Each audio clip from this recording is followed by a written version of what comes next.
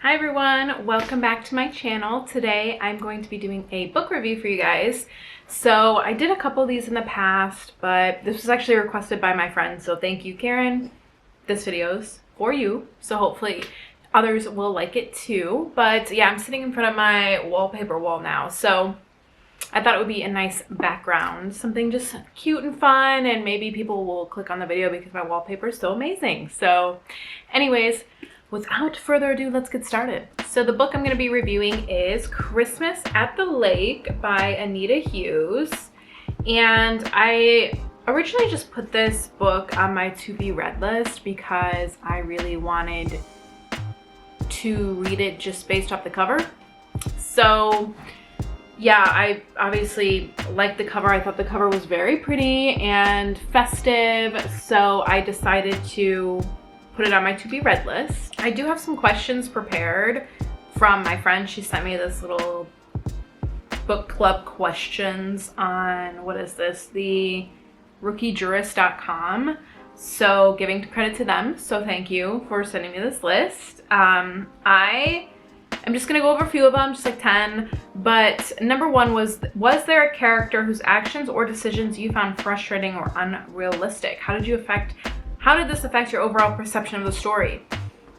Yeah, I thought the main character was really unrealistic. The storyline would have been good. I thought the characters really lacked depth, as in like they were just flat 2D characters. There's really nothing rooting. I wasn't rooting for them in any way. Like I really kind of didn't care about them. I feel like that's probably the best way to describe it. I don't think that any of these characters like really moved me at all. I'm gonna try to make this video non-spoilers so you can read it too, but overall I thought the characters very flat, very just 2D. No real motivation for me to read other than I just wanted to get the book over with, to be honest. So it was a very easy read, which sometimes I do appreciate. That's not your toy. My dog is attacking my stuffed animal from Harry Potter World.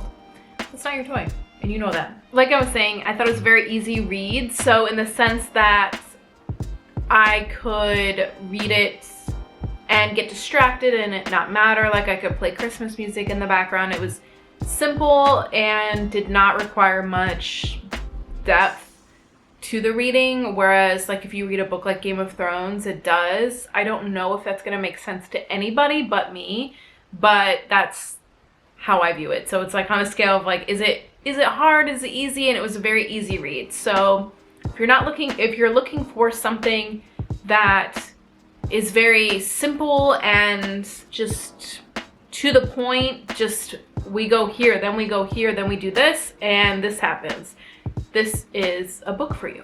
Next question is, were there any moments in the book that made you laugh out loud, cry, or feel intense emotions?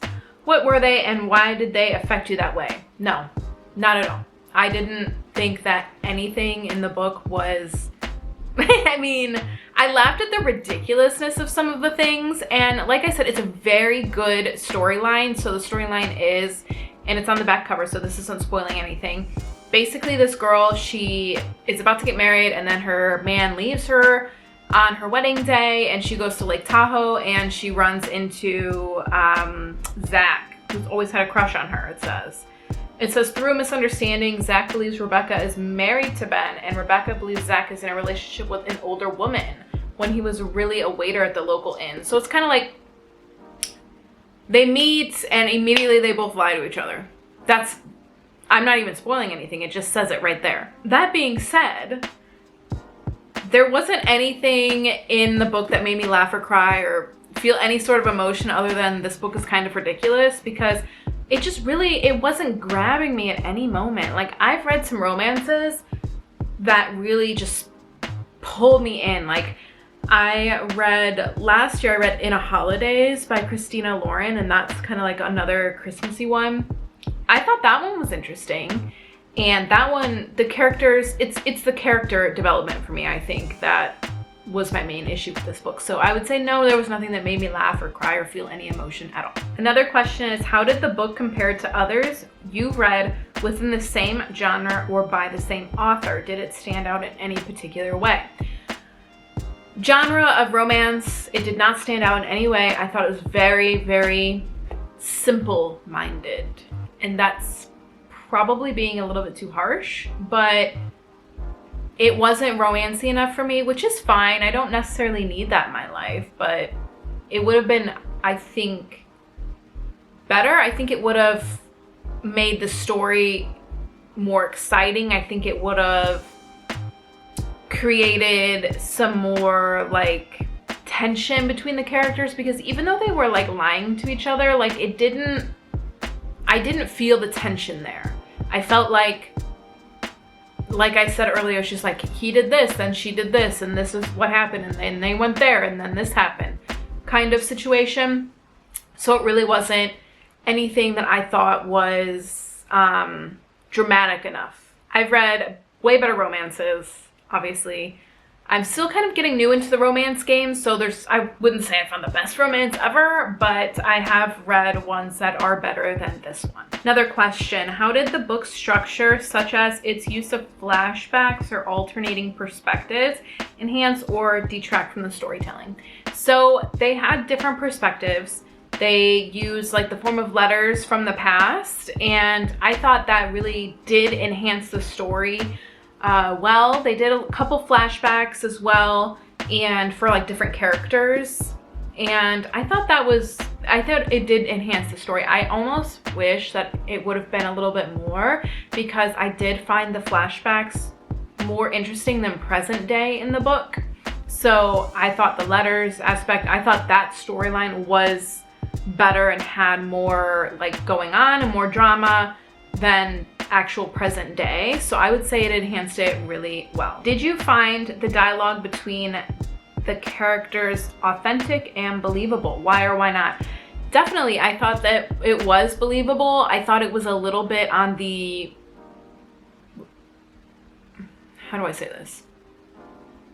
I thought it was a little less believable than other books, because it was so flat, and it was, like I said, he said, she said kind of situation. There really wasn't any, like, he gasped. Like, people don't have to gasp, but it's like, there was no recourse in, is that the word I'm looking for? Recourse in what people were saying? No, like, rebuttal in what people were saying. Like, people were just saying it, and then they were just replying, kind of situation. But I thought the dialogue was pretty believable. I thought the storyline, it really could have used some work. I thought that there's great potential in the storyline. It just was lacking a little bit too much for my taste. How did the book explore the complexities of human relationships, such as family dynamics or friendships?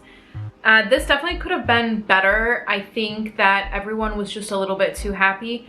And you know what? I think I'm being a little bit too hard, because it is a Christmas romance. Maybe I'm just being a little bit too hard on myself. Maybe I don't need Christmas romances in my life, but it did remind me of a Hallmark movie in the sense that everything was a little bit too perfect.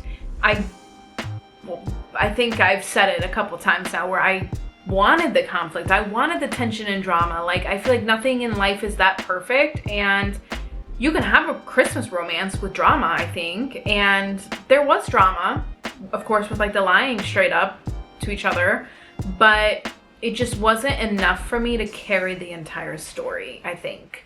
So yeah, I think it was just too flat. Like, the friendships, I think, were pointless in a sense. Like, they were characters that I think did not really contribute to the story, except for the very beginning. Rebecca's friend Kimmy does something that really obviously changes the aspect and the course of her life in the story.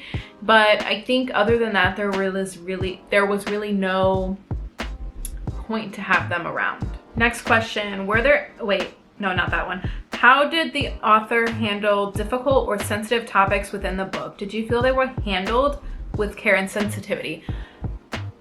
Too much care and sensitivity. Like, Obviously in the beginning with her husband leaving her, it's a lot, and that's probably devastating to about 99.9% of people, and you don't really see it coming, but I thought it was handled a little bit too well. And I think that was a big issue I had in the beginning. I'm like, okay, so she's not gonna she's reflecting on it, but she's not really getting in her head and really just feeling almost like grief stages. And I thought it was lacking that. If it had that, if she really kind of just went, I'm just expecting her to go through a mental breakdown. I don't know, if she went through that, your husband just left you on your wedding day. Who's not gonna go through that? Who's not gonna be upset and whatever? And in the beginning, she talks about how she was drinking, but that was it. I mean, there was no consequences. She's like, oh, I just had 3 glasses of wine. Okay, that's some people's normal Friday nights. I don't understand.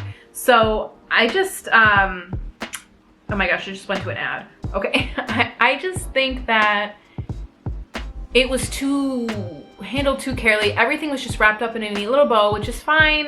It was a Christmas romance. I know I'm probably being too hard on the book. Somebody's gonna say you're just kind of being ridiculous, and I get it. I think to a point, I enjoyed this book to a point, which is why I gave it 2 stars, because it was a nice Christmas book to just not have any worries in life and just read about these people who kind of just really didn't care about their lives either, I feel like. But I think what makes a book more memorable and makes me want to read it and find out what happens, not to read it and just get it over with. I think there just needed to be a little bit more. How did the book's ending leave you feeling? Were you satisfied, disappointed, or left wanting more closure? I was fine with it. It's just one of those books, it's just one of those books where it's, all right, it was cool, great, I'm glad it's over. I think that there's no other way the ending could have been written. It just is what it is, and I just move on to the next book. I don't think there's anything to really discuss about that. I think that it just wrapped everything up in a nice little bow like she was always planning to do throughout the entire course of the story, and it's great. Everybody's happy, and now I move on with my life. This is a good one, not for the purpose of this book necessarily, but I'm going to be using the same questions over and over again. So this is a good one I think that I should just ask all the time. Which character in the book would you choose to have a one-on-one conversation with, and what would you ask them? I would have a one-on-one conversation with, I would say Meredith. I thought she was the most interesting character for me personally, and you made her, I mean, she's not, I don't think she's on this, and she's so she is the sophisticated older woman that Rebecca thinks Zach is with. So that's who Meredith is, but I think she was the most interesting character to me, in my opinion. One question I would ask them, I would just ask her about her life, because they did some flashbacks on her, and I thought it was the best part of the book. I thought it really, I kind of looked forward to reading about her life, and I thought she had a lot more potential than any other character, I think, in the book to become a well-rounded character. So I think that's who I would choose, and I would ask them just to tell me more about their life in the past without giving too much away. Okay, last question. How did the book explore a theme of forgiveness or redemption, if at all? Were there any characters who underwent significant personal growth in that regard? Yes, but no. Not enough, in my opinion. Like I've been saying, it's just not enough for me. It was just really lacking in that department. So I think that obviously the whole book kind of covers forgiveness and not redemption, but forgiveness for yourself, forgiveness for things that seem kind of silly, in my opinion. I think also just starting over is a theme, obviously. And I think that it just, like I said, it just could have been more for me. I don't know. I feel like this book it really kind of lacked stuff for me. I don't think any characters really underwent significant personal growth. that I felt. Did I read that they did? Yes. Did I feel it? No. And if that makes sense to somebody, great. If it doesn't, I think you just have to read the book and understand what I mean, because yes, they did in the book. They did go through the significant growth of, you know, forgiveness, redemption, moving on, life, you know, kind of situation. Did I feel it in my heart that they did? No. So I think if that makes sense to someone, then give me a like, because I just, that's the best way I can describe it. Okay, I do want to put in one more. So maybe this will be like 11 questions. So how did the book's pacing and structure contribute to its overall readability and engagement factor? Were there any sections you found particularly difficult to put down? The pacing and structure of the book were fine.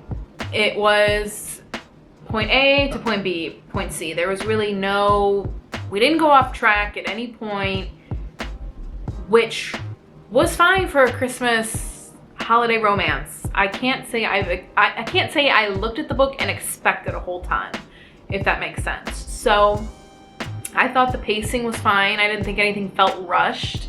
And I wanted to throw this question there because I've definitely read books that are rushed or missing something structurally. So I thought, pacing wise, I'd say probably like 8 out of 10. It was, nothing surprised me. All right, last one, guys. I swear I'm done after this. If you could rewrite the book from the perspective of a different character, whose viewpoint would you choose and how do you think it would change the narrative? I would definitely pick, here's the thing. It did switch viewpoints, but it was kind of confusing because it was in third person to begin with. So I wasn't really sure why like they switched from Zach to Meredith, because it was in third person, and like I didn't really understand that. I'm like, it's still in third person, but they were just focusing on a different person in the chapter, essentially. I think it would have been nice written from the first person. I do love first person. I have a soft spot for that. And then I think Zach, I'd love to see his perspective of things. I think that would be just great to see it from the first person point of view.